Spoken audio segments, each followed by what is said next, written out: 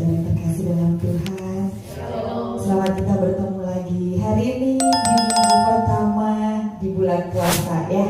Tidak mengurangi syukur kita bahwa saudara sepupu kita melaksanakan kewajiban mereka. Pagi hari ini kita pun melaksanakan kewajiban, tapi bukan hanya sekedar kewajiban saat kita datang sama Tuhan, tapi karena rasa syukur kita, karena rasa rindu kita untuk kita mengenal Tuhan, bertemu Tuhan secara pribadi hari ini. Mari persiapkan hati kita untuk kita bertemu dengan Tuhan, bahwa mengenal lebih jauh Tuhan. Terima kasih untuk hari ini Bapa, terima kasih untuk hidup kami Tuhan.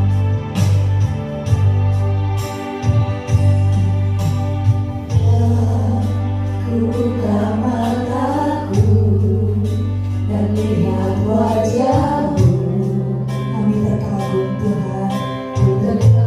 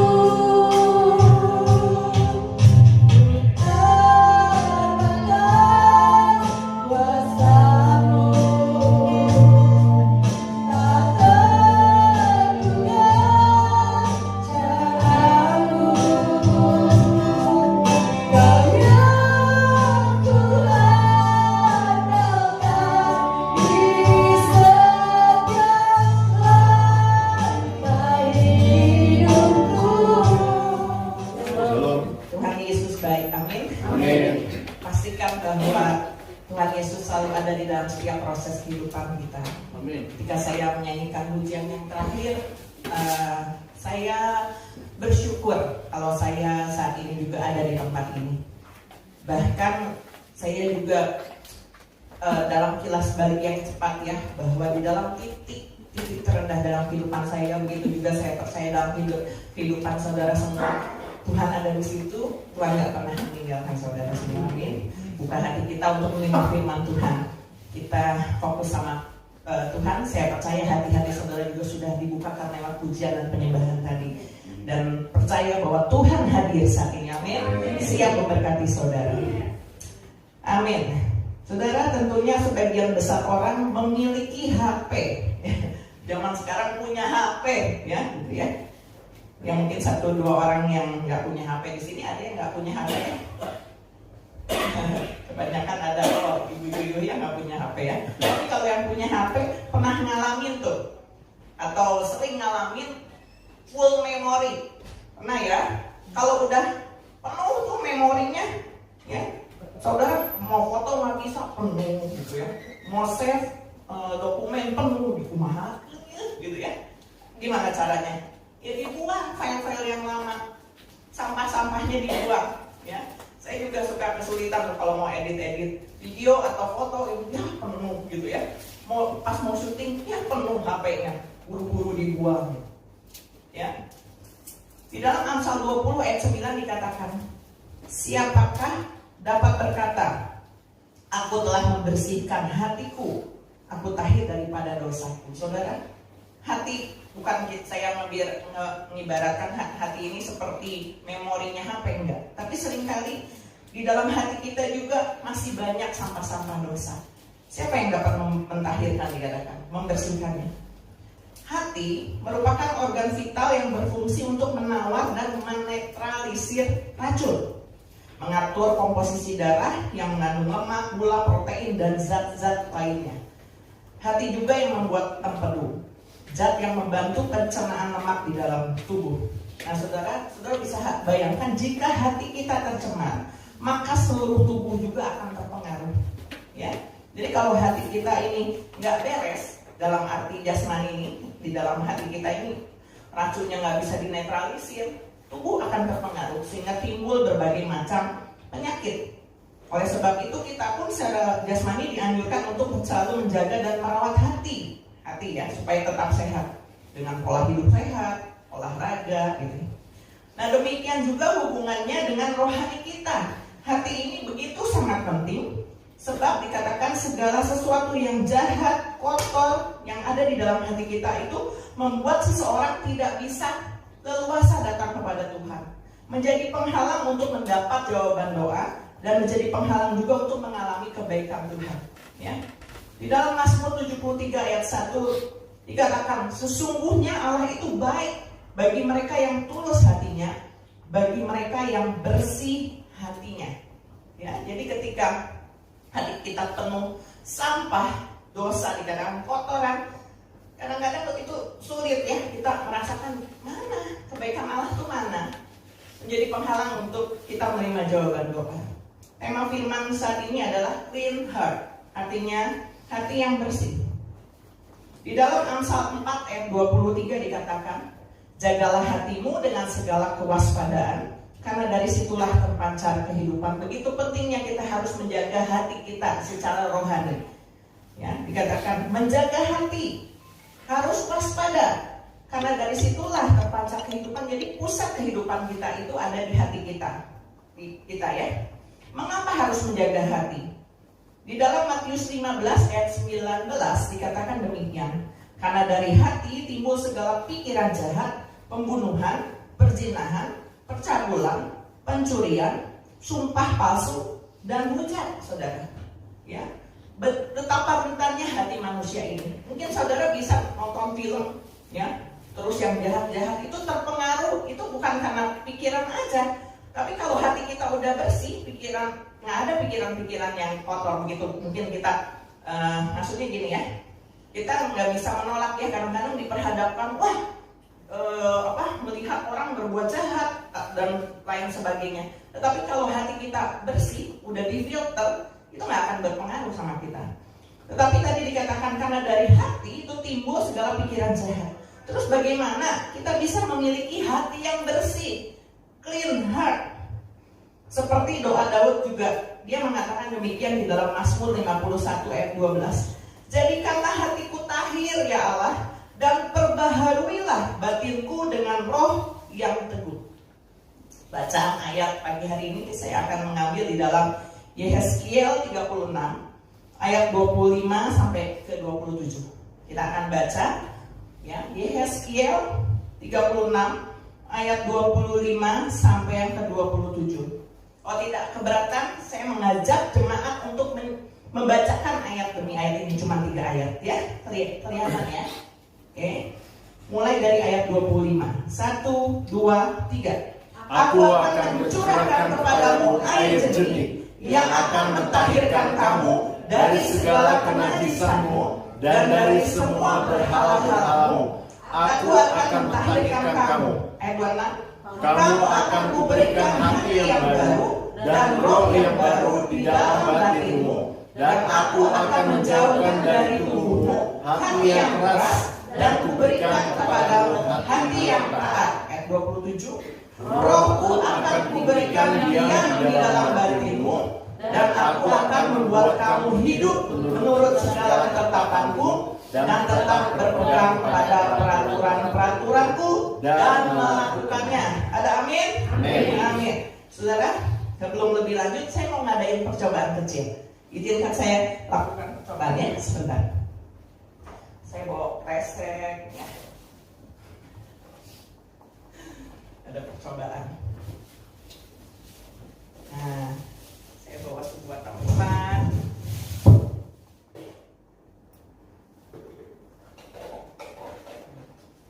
Mudah-mudahan kelihatan ya saudara, walaupun agak buram, saya nyariin yang bening tadi susah. Ya. Nah, saya ibaratkan ini adalah hati kita, saudara.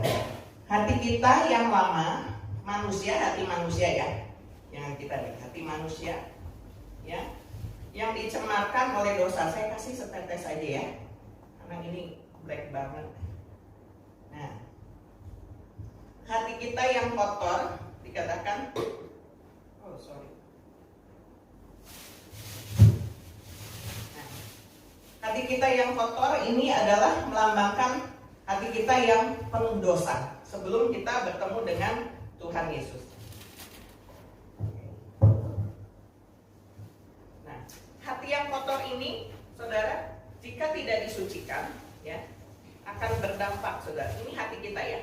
Terus di dalamnya bukan hanya kotor saja akibat dosa, tetapi di dalamnya ada benih-benih kebencian, amarah, iri hati, kesombongan, segala macam, yang akhirnya berkerak, sulit untuk dihilangkan. Ya, tetapi saudara, ketika saudara mengenal Tuhan Yesus, ketika saudara bertemu dengan Tuhan Yesus, anggap saudara belum bilang ini ya, aku percaya sama Tuhan. Saudara mendengar firman-Nya, ya. Saudara mendengar firman-Nya, hati saudara ini kotor, saudara. Ya. Tetapi ketika anugerah Tuhan dicurahkan, Dia mengatakan bahwa aku mengasihi kamu anak-anakku. Aku rela mati untuk menebus dosamu. Aku berkorban untuk engkau. Inilah kasih yang kuberikan kepadamu. Anugerah yang tercurah itu melimpah. Apa yang terjadi saudara? Hati yang tadinya hitam pekat, penuh dengan kerak-kerak, ya dikatakan kerak dosa yang membawa kita kepada maut, itu keluar saudara, ya. Saudara jangan melihat yang di luarnya, tetapi saudara lihat di sini airnya sudah mulai bersih. Tetapi tidak cukup hanya itu, saudara. Tadi kalau dikatakan di ayat 25 dikatakan, aku akan mencurahkan kepadamu air jernih yang mentahirkan kamu. Ya, Tuhan itu memberikan anugerah itu gratis, saudara, nggak usah bayar. Ya, saudara hanya perlu datang kepada Tuhan Yesus dan mengizinkan Tuhan mengubah hati saudara. Dia akan mencurahkan terus, dikatakan berkelimpahan. Dicurahkan artinya nggak dikit-dikit ya saudara, dikit. dikasih loh, gitu. Tetapi masalahnya mau nggak kita? Nah di sini ketika kita terus bertemu dengan Tuhan, diibaratkan hati saudara seperti ini. Mungkin saudara masih ikut Tuhan nih ya. Aku percaya nih sama Tuhan. Tapi mungkin tiap-tiap hari saudara ada saja mengalami masalah-masalah kehidupan. Saudara mungkin membuat hati saudara ada keruhnya dikit. Mungkin saudara kesel sama anak, atau kalau anak, aduh aku habis dimarahin orang tua, gitu ya. Berbagai hal, masalah kehidupan yang membuat hati kita mulai keruh kembali. Tetapi percayalah bahwa air itu akan terus dicurahkan, melimpah, sehingga sampai suatu saat hati saudara akan terendam di dalam kasih Tuhan, dan segala kotoran-kotoran itu akan keluar bersih sempurna, tidak ada kerak lagi. Amin. Puji nama Tuhan, kasih kemuliaan dong buat Tuhan Yesus Tuhan. Ya, mungkin percobaan ini hanya sederhana, ya. Tetapi dari percobaan ini saudara melihat bahwa begitu sempurnanya kasih Tuhan. Kita yang terbatas, dikatakan masih ada mungkin tadi ya hal-hal yang mengganjal di dalam kehidupan kita, bisa membuat kita bukan lupa ya. Kadang-kadang kita tidak bisa mengendalikan hati kita, kehidupan kita. Tetapi Tuhan katakan di dalam ayat 25 tadi ya, bahwa aku mencurahkan kepadamu air jernih. Tuhan gak pernah memberikan air yang kotor. Air jernih yang Dia berikan kepada kita semua, yang akan mentahirkan kita, menyucikan hati kita dari segala kenajisan kita, dari semua berhala-berhala, dari semua dosa. Dia akan mentahirkan kita. Dan apa? Bukan cukup itu aja. Kamu akan kuberikan hati yang baru. Terbukti tadi ya, ketika air itu terus dicurahkan dan kita menerimanya, saudara, dicurahkan terus menerus sehingga kita tenggelam di dalam kasih Tuhan. Maka kita akan diberikan hati yang baru dan roh yang baru, dikatakan. Ya, hati yang lama tuh nggak ada lagi, nggak ada bekasnya tadi saudara. Tenggelam, kotorannya semua hilang, yang hitam-hitam hilang menjadi bersih, dan itu berpengaruh terhadap tubuh jasmani kita juga, saudara. Ketika seseorang menyimpan kepahitan, kadang itu menimbulkan berbagai macam penyakit. Tetapi ketika seseorang itu bertemu dengan Tuhan Yesus dan menyadari bahwa kasih anugerah Tuhan itu luar biasa buat hidup dia, dia udah gak peduli sama yang lain, tetapi dia hanya memandang Tuhan saja yang sudah menebus dosanya. Dia membiarkan kehidupannya dicurahkan oleh air jernih, yaitu anugerah Tuhan. Maka dikatakan kehidupannya akan berubah, hatinya akan berubah, dikatakan diberikan hati yang baru dan roh yang baru di dalam batin kita. Ya, bahkan dikatakan hati yang keras akan dijauhkan dan kuberikan kepada hati yang taat. Mungkin saat ini pun kita masih suka bandel sama Tuhan, ya, nggak sepenuhnya taat. Saudara jangan menyerah, tetap ikuti ya cara Tuhan saja. Jangan pernah menyerah jika Tuhan mengingatkan kita. Kita sudah percaya sama Tuhan, tapi ada kemungkinan kita juga bisa berbuat salah kan tiap hari. Yang tadi saya bilang, mungkin sebagai orang tua kita kadang-kadang suka kesel sama orang lain atau sama anak sendiri, atau yang di sekolah juga kesel sama teman-temannya. Kita bertemu orang di jalanan bisa juga membuat hati kita kesel, tapi itu tidak boleh merusakkan tadi hati yang baru itu. Terus dicurahkan oleh air jernih Tuhan. Ya. Nah, saudara, kalau saudara punya tempat sampah di rumah, ya, saudara kan pasti membuang sampahnya tiap hari. Sampahnya nggak disimpan, saudara. Ya, apalagi kalau ibu-ibu udah masak masak yang misalnya bekas sayuran, daging, itu harus cepat dibuang, kalau nggak berbau, saudara.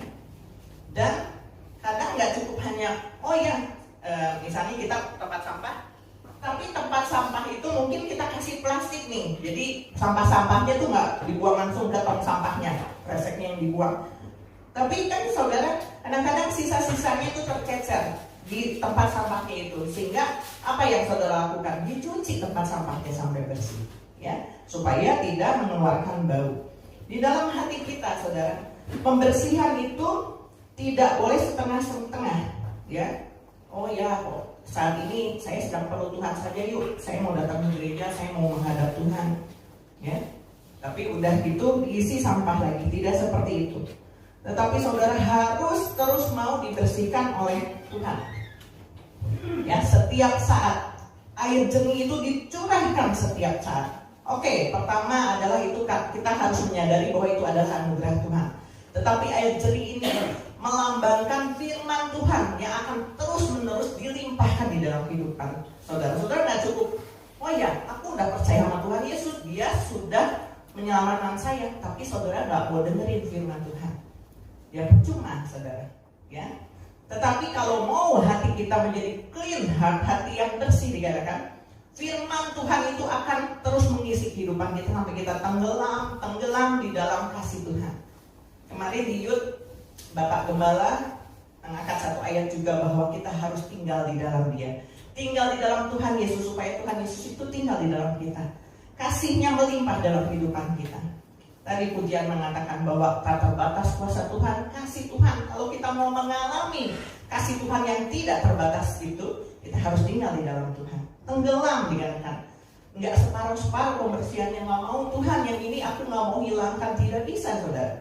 Itu akan menjadi penghalang saudara untuk menerima jawaban doa, mengalami kebaikan Tuhan. Tetapi harus terus dikeluarkan sampah-sampah dalam kehidupan kita, sehingga menjadi bersih seutuhnya dan menjadi milik Tuhan. Memiliki hati yang benar-benar baru dan roh yang baru. Puji Tuhan. Dan dikatakan demikian, ketika hati seseorang dibersihkan, maka Tuhan juga akan memberikan Roh Kudus-Nya tinggal di dalam kehidupan kita, saudara. Tidak sembarang orang bisa menerima Tuhan, Roh Kudus artinya ya.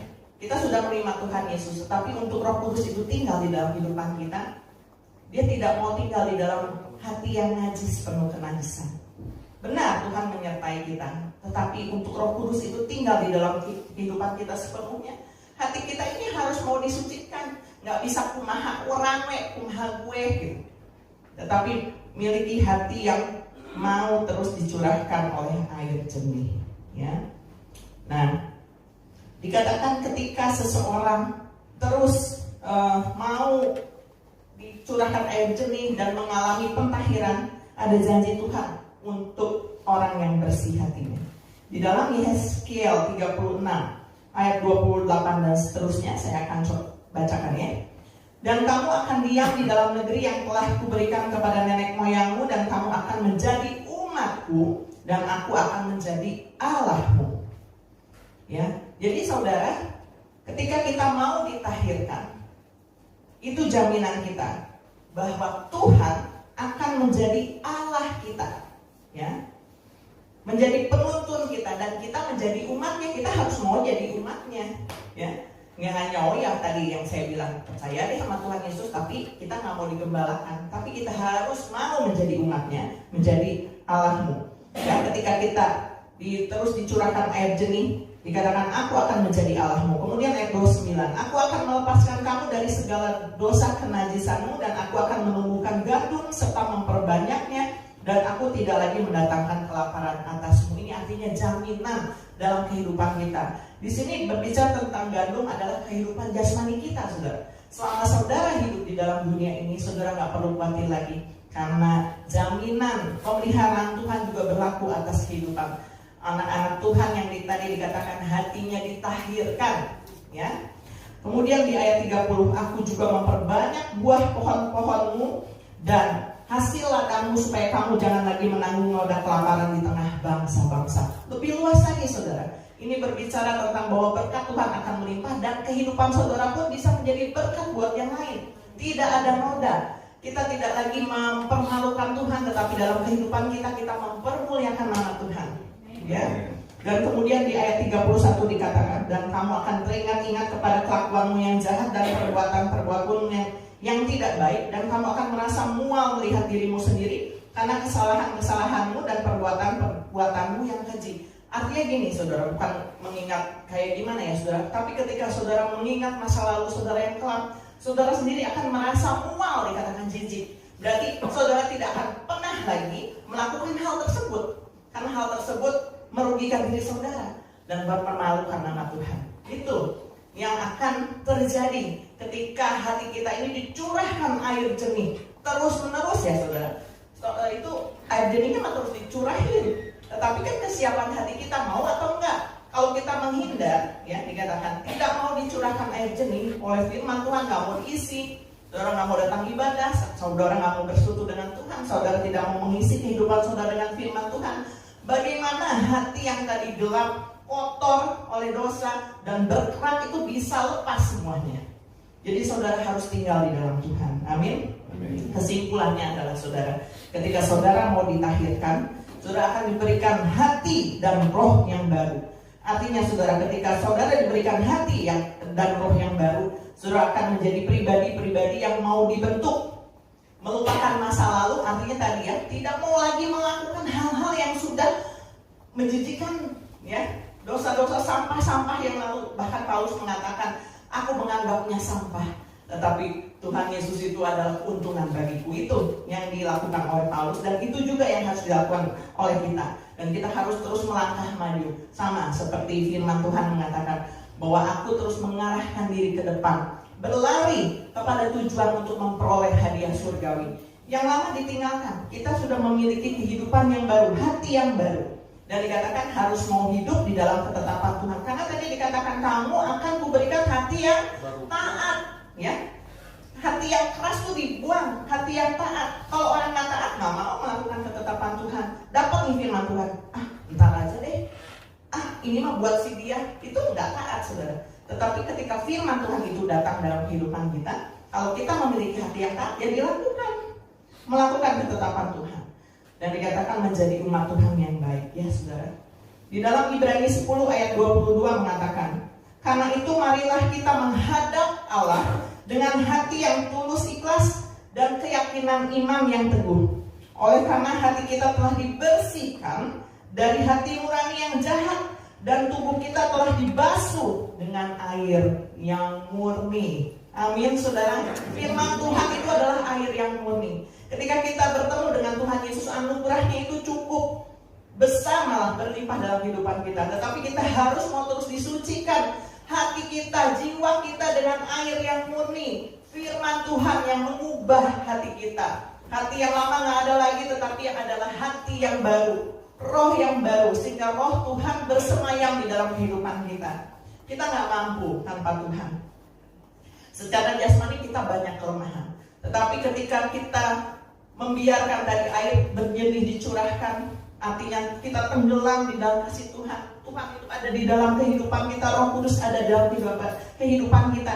Dia yang mengambil alih.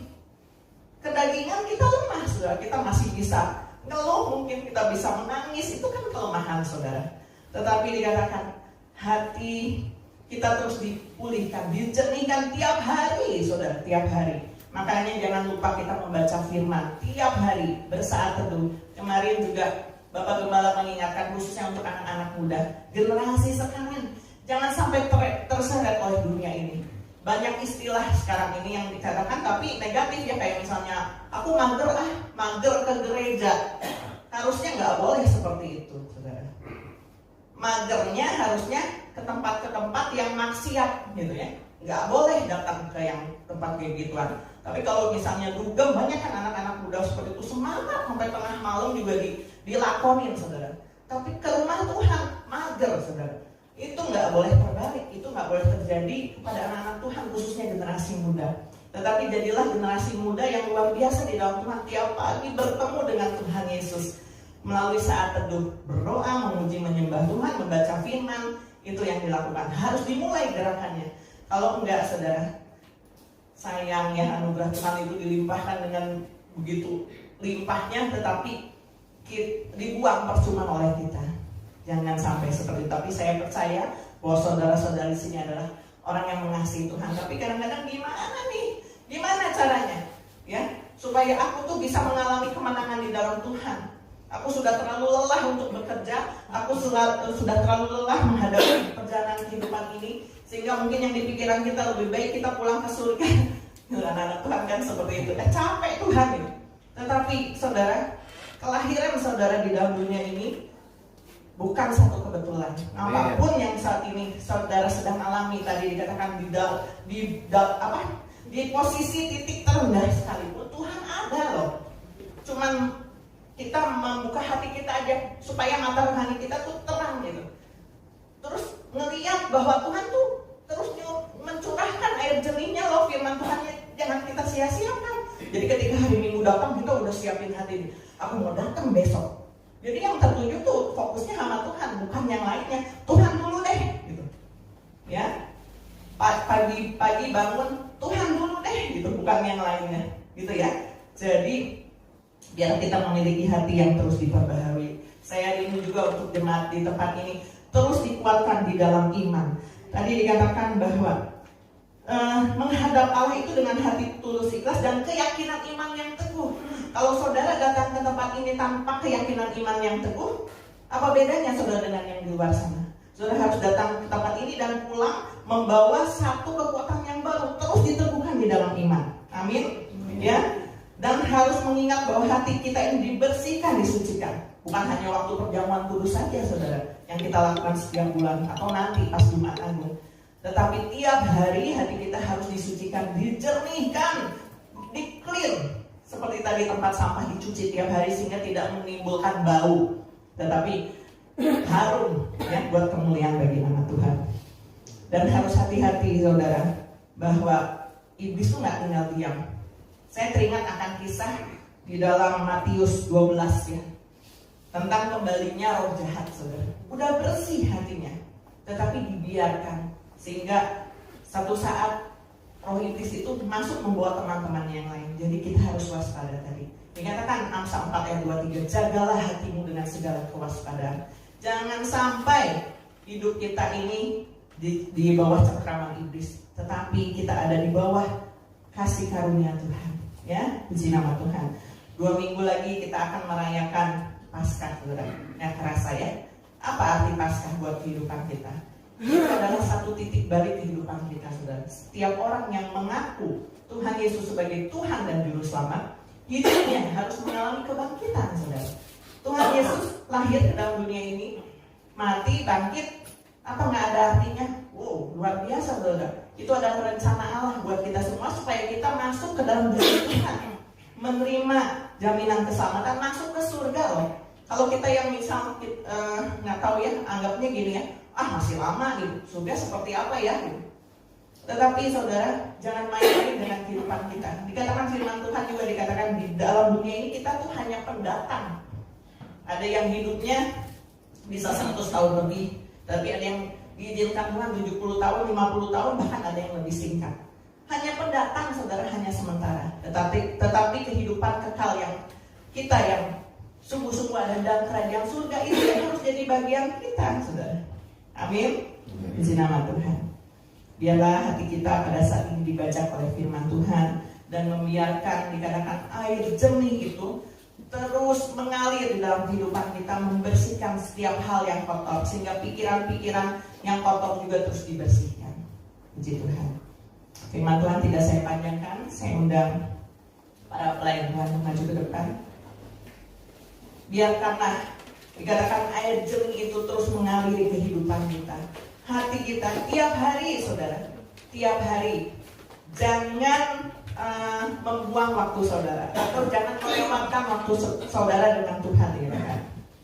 Biarlah firman Tuhan yang akan terus meneguhkan hidup kita sehingga tidak ada lagi khawatir, tidak ada lagi takut. Khawatir, takut itu bukan dari Tuhan, saudara. Itu kedagingan kita, bahkan dikomporin sama iblis, ya. Tetapi dikatakan firman Tuhan itu membawa kekuatan, membawa kemenangan, ya. Dan saudara, itu akan terus memulihkan hati kita, menyembuhkan setiap luka-luka hati kita. Ketenangan hanya di dalam Engkau, Tuhan. Mampukan hati kami untuk terus menerima curahan air jernih. Mengalir kuasa dari tempat Maha Tinggi, Bapa.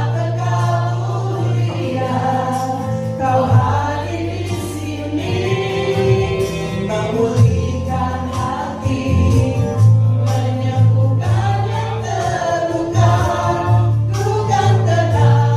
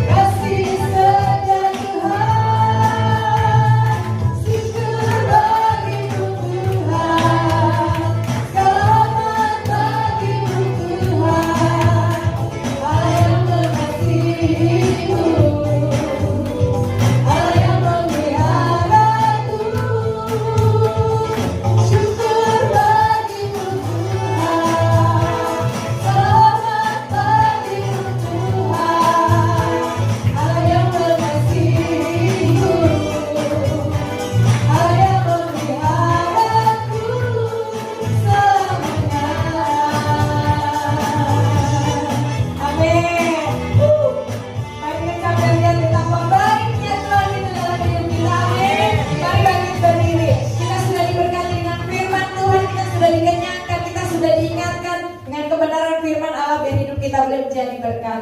Bless to be blessing, diberkati untuk memberkati. Amin. Mari bawa hati kita, bawa firman yang Tuhan sudah tanamkan pagi hari ini, kita bawa pulang ke rumah. Terima kasih Tuhan.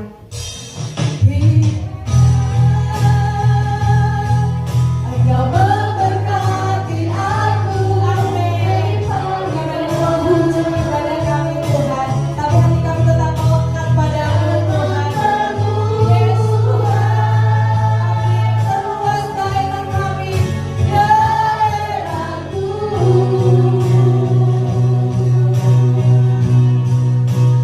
Dan kiranya tangan-Mu menyertai aku dan melindungi aku daripada malapetaka, sehingga kesakitan tidak menimpa aku.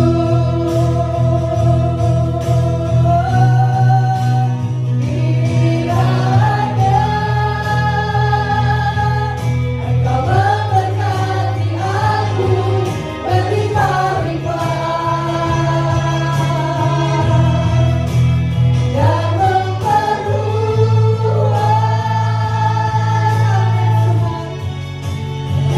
daerahku.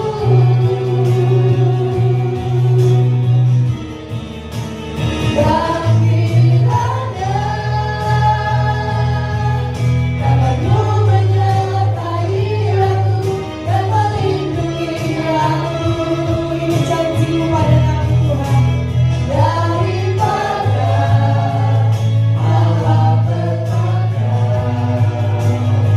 sehingga kesakitan tidak menimpa aku. Tuhan mendengarkan.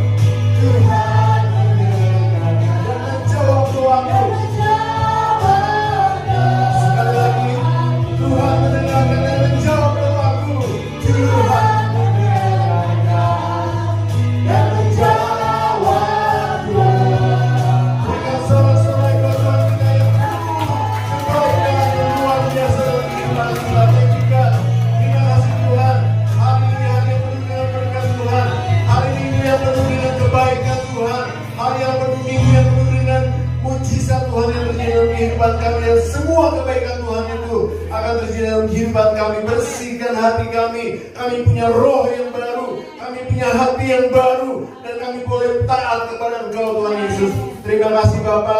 Terpujian nama-Mu Bapa. Dan kami percaya Bapa, kami semua Tuhan yang datang pada hari ini sudah diberkati oleh Tuhan. Kalau ada yang sakit, Tuhan sembuhkan. Kalau ada yang dalam kelemahan, Tuhan berikan kekuatan.